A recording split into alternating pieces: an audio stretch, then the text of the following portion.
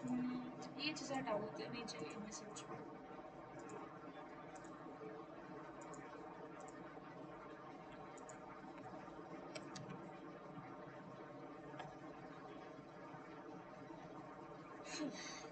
सो एक folder open कर लेते हैं।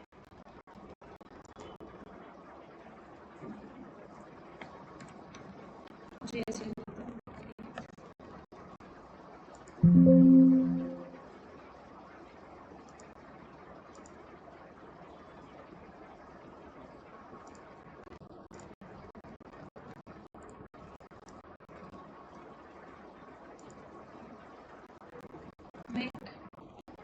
न्यू फोल्डर बना दूँगी, यहाँ पर चाहिए मुझे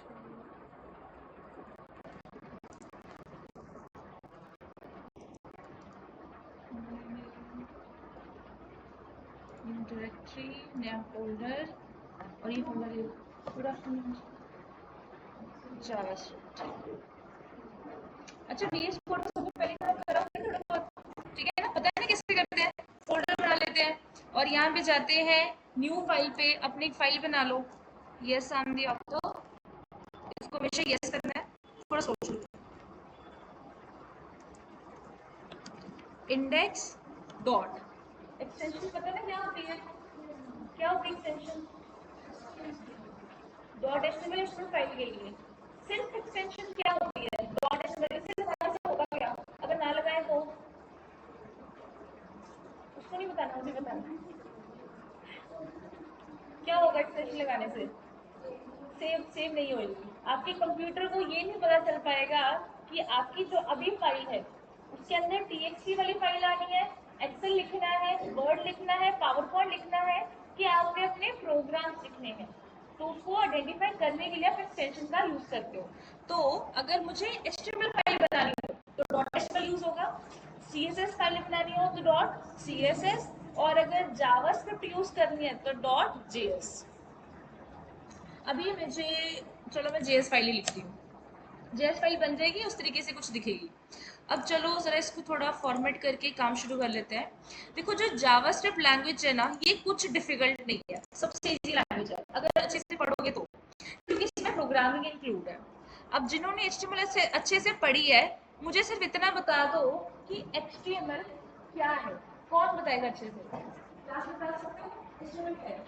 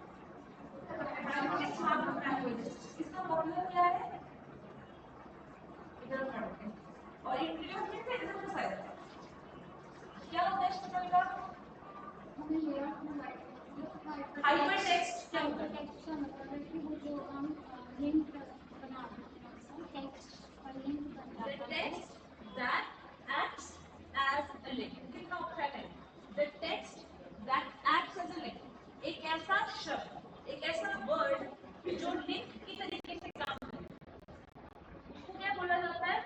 हाइपर लिंक या हाइपर टेक्स्ट, जिसके ऊपर आप लिंक लगा देते हो। एग्जाम्पल है किसी के पास देने के लिए?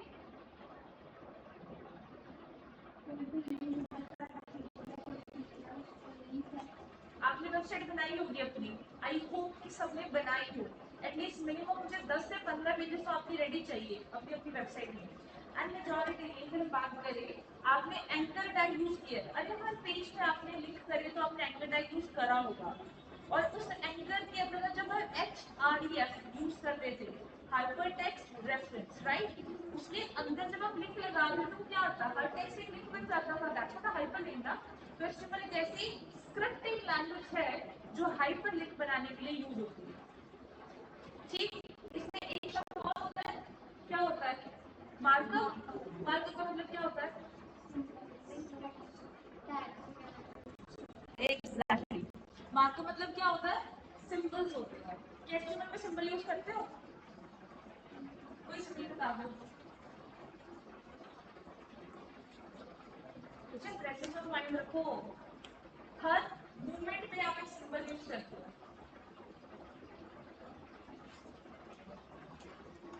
जब आप HTML सीख रहे थे तो आपको टैग्स के बारे में बताया गया था, राइट?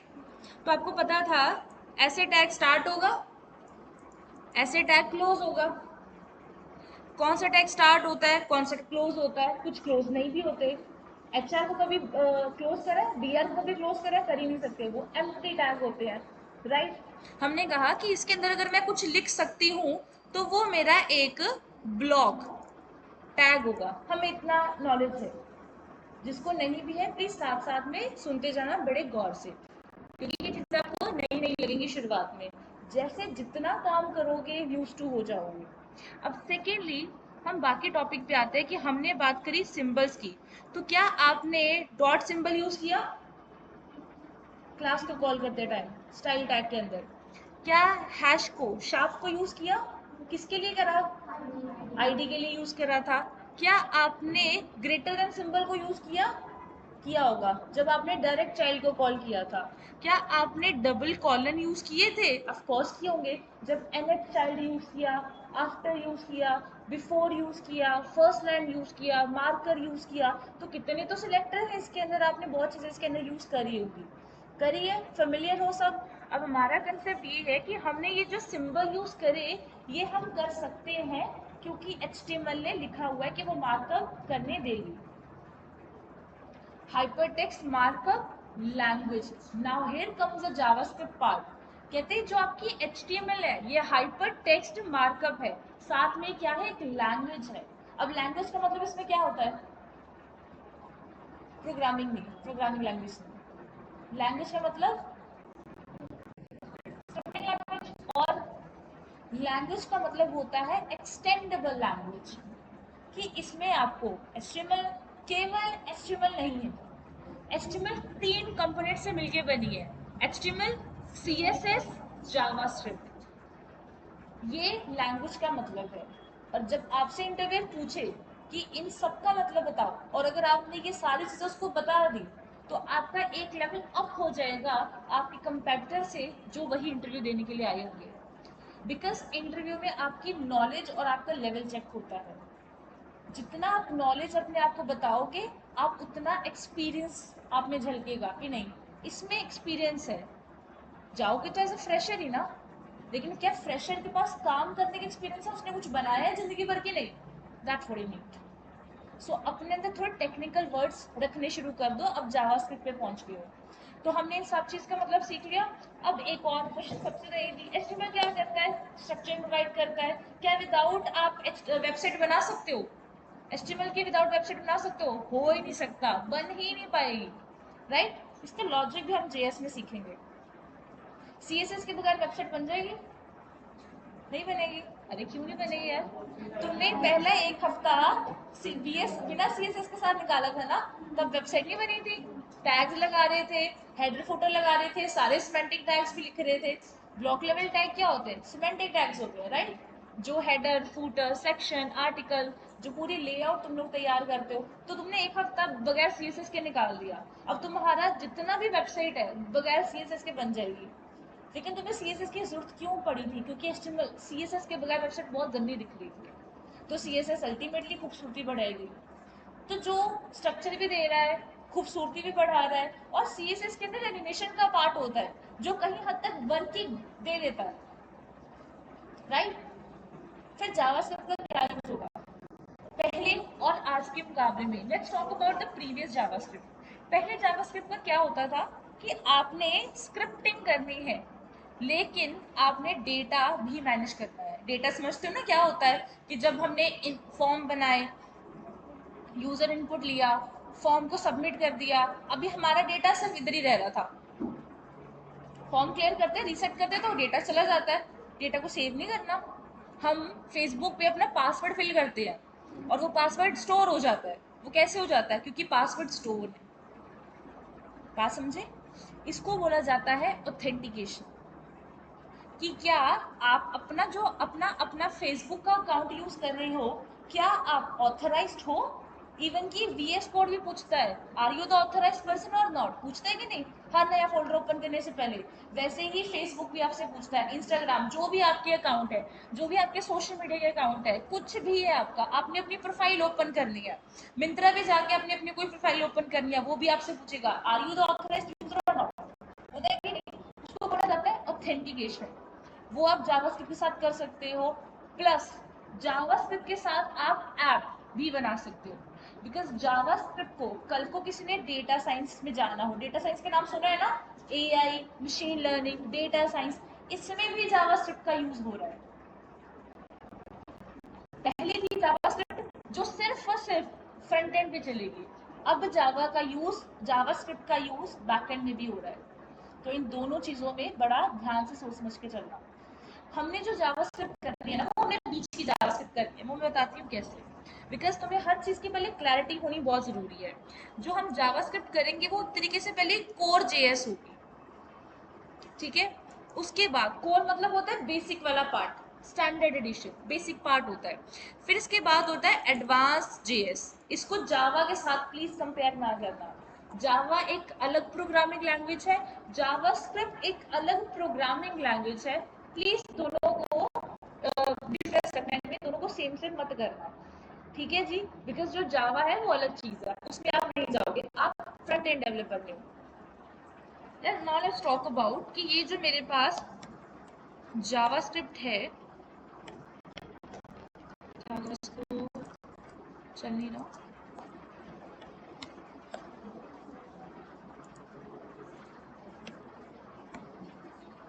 चलो अभी ये जो मेरे पास जावास्क्रिप्ट जो हमने करनी है, नाउ लेट्स टॉक अबाउट ये क्या चीज होती है। तो जावास्क्रिप्ट क्या है? एक क्लास बेस्ड प्रोग्रामिंग लैंग्वेज है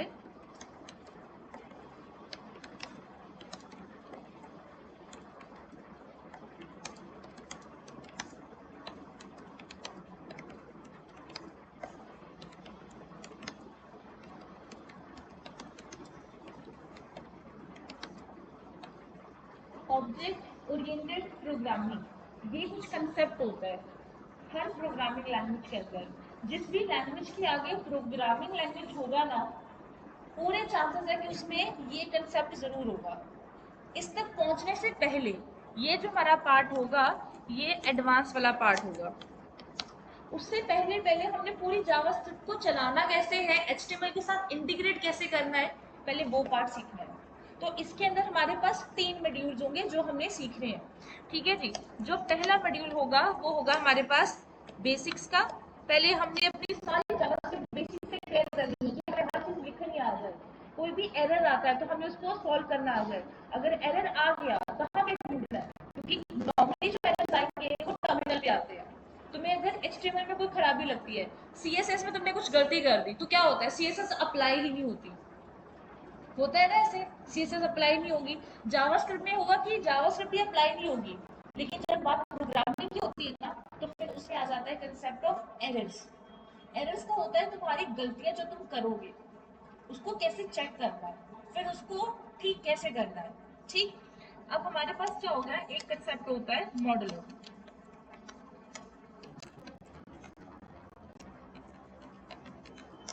और एक तीसरा कंसेप्ट होगा हमारे पास ऊप्स वाला। पहले हमें अच्छा सा बेसिक क्लियर कर लेना है, उसके बाद हम मॉड्यूल्स बनाएंगे, छोटे छोटे प्रोग्राम बनाना शुरू कर देंगे। जब हमसे एक लाइन लिखेगी, सेकेंड लाइन लिखेगी, उसके बाद हम 20 से 25 लाइन का कोड बनाएंगे। उसके बाद उस 20 से 25 लाइन से हम एक्सीड कर जाएंगे, ठीक है, तो हमने धीरे धीरे करके इसको बहुत अच्छे से पढ़ना है, ताकि कल को अगर हमें डेटा साइंस में जाना हो, एआईएमएल में जाना हो, नोड जेएस पढ़नी हो, रिएक्ट जेएस पढ़नी हो, तो हमारा काम इजी हो। क्योंकि इसकी जरूरत क्यों है? तुम सिर्फ एचटीएमएल सीएस और जेएस पढ़ के कुछ नहीं बन सकते, दैट्स फॉर श्योर। सिर्फ एचटीएमएल सीएस जेएस पढ़ने से कुछ नहीं होता बेटा, उसको आगे खुद को अपग्रेड करना पड़ता है, ताकि आप फर्दर टेक्नोलॉजीज में जाओ और एक अच्छी चीज बनाओ। बात सबको समझ में आई? चलो, नाउ लेट्स टॉक अबाउट कि अगर मुझे जावास्क्रिप्ट यूज करनी है तो वो कैसे चलेगी। क्लास बेस तो भी हमें समझ में नहीं आने वाला, कोई लॉजिक तो होगा। सबको ये चीज पता है कि HTML आपके ब्राउजर में कैसे वर्क करती है। क्वेश्चन समझ में आया? HTML आप करते हो ना, F5 प्रेस किया तो चल गई, कैसे चल जाती है? कोई लॉजिक तो होगा। और आई एम श्योर कि आप लोग को वो लॉजिक पहले या दूसरे दिन बता दिया होगा। आपके कोड में पहली लाइन ही उस लॉजिक का आंसर है। बता सकते हो? मैं लिख भी देती हूँ आपके सामने। लाउडर, बताओ। अगर मैं जैसे इसको एग्जीक्यूट कर दूं, चल जाएगी बड़े आराम से। मैं जो भी स्टाइल्स के अंदर लिखना चाहूँ मैं इजीली लिख सकती हूँ, कोई दिक्कत वाली बात ही नहीं आएगी। पर ये चलती कैसे है ये भी तो देखना है ना। ये काम कैसे हो रहा है, ब्राउजर कैसे आइडेंटिफाई कर लेता है कि ये HTML है। डॉक टाइप HTML, इसका पूरा बता सकते हो कैसे लॉजिक चलता है, ये कौन किसके साथ कैसे कम्युनिकेट करता है?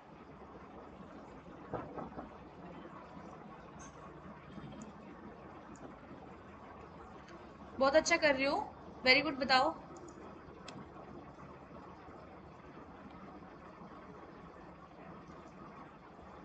ये जो हमारे पास लाइन है डॉक, इसका मतलब क्या होता है?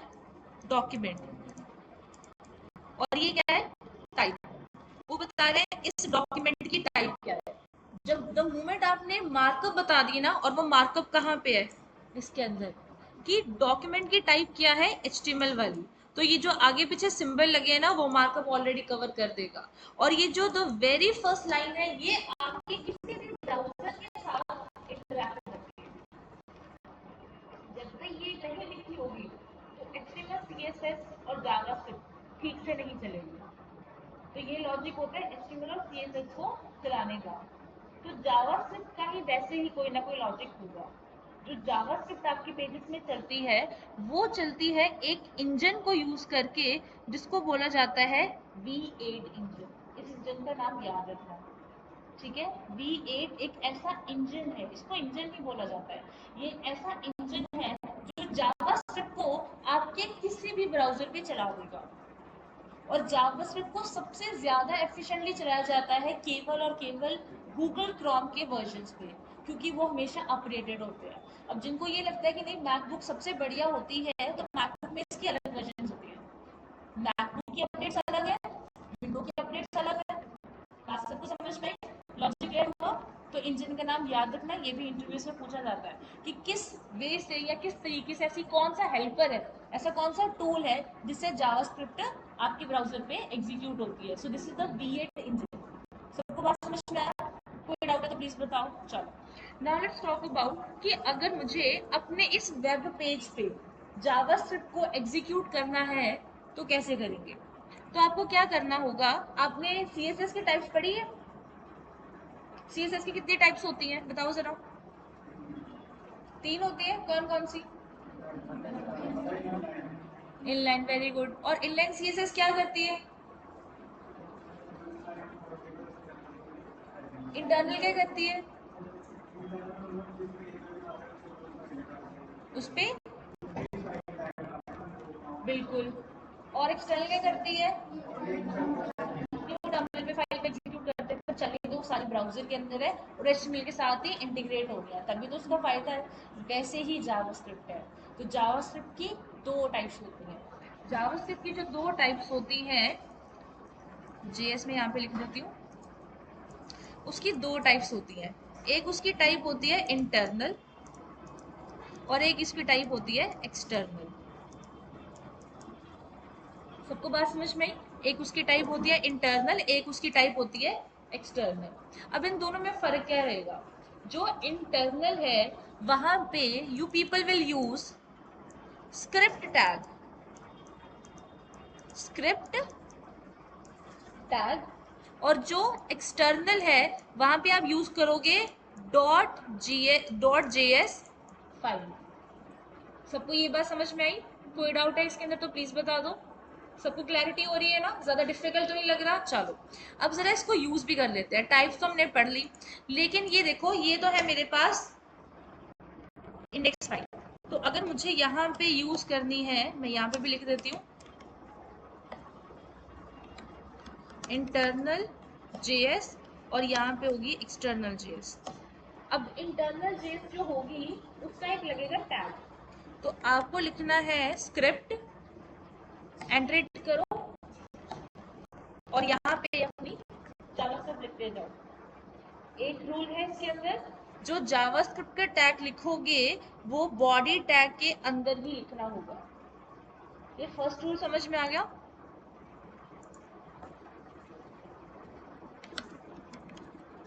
Enclose the script tag in the body tag only। ये पहला रूल हो गया। अब सेकंड रूल, बॉडी टैग के अंदर लगाना है। इसका मतलब ये नहीं कि जहां मर्जी लगा दो, जहां पे आपकी पूरी एचटीएमएल खत्म हो रही है वहां पे लास्ट पे आपने स्क्रिप्ट का टैग लगा देना, ये शुरुआत के लिए।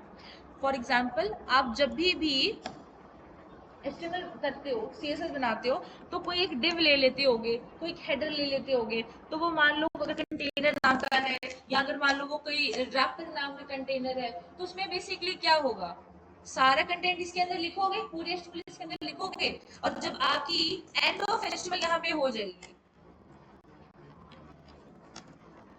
एंड ऑफ एचटीएमएल आपके पास यहाँ पे हो जाएगी, उसी के जस्ट बाद आपने स्क्रिप्ट टैग लगा देना है। इसका रीजन क्या होगा? इसका रीजन ये है, मैं सिर्फ इतना चाहती हूँ कि जब तक मेरा ये सारी एचटीएमएल चल जाए, सारी सीएसएस लग जाए। एंड पे लगाने का मतलब जो मेरी जावास्क्रिप्ट होगी वो आखिर पे वर्क करेगी, ये लॉजिक है। पहले सारी एचटीएमएल के टैग चल जाए, उनके ऊपर जो सीएसएस लगाई है वो भी चल जाए। क्यों सीएसएस सबसे पहले क्यों चलेगी? टॉप पे लगाते हो ना यहाँ पे सीएसएस का लिंक। बात सबको समझ में आई? तो ये लॉजिक होता है। कोई डाउट इसके अंदर? ठीक है, तो अब मेरे पास क्या है, अगर मैंने ये index.js है और ये index.html है, अगर मुझे index.js का लिंक लगाना है तो मैं कैसे लगाऊंगी? मैं लिखूंगी लिंक, रिलेशनशिप आ गया, बट मुझे ये नहीं करना। स्क्रिप्ट एसआरसी आ रहा है, इस पे JavaScript link relation for CSS, script SRC for JavaScript. तो यहाँ पे जो भी आपका इंडेक्स आ गया, index.js, उसको लगा देना, चौथा नहीं इसके अंदर। बात समझ में आई? सब कुछ करने आ गया ना कि कैसे कैसे काम करते हैं, कैसे कैसे क्या लॉजिक होता है। चलो अब एक लॉजिक लिखते हैं। मैं फिलहाल इसको यूज कर रही हूँ, तो मैंने इसके अंदर एक लाइन लिखी। मैंने कहा एक लाइन है document dot right, document dot right, उसके अंदर मैं लिख रही हूँ, मान लो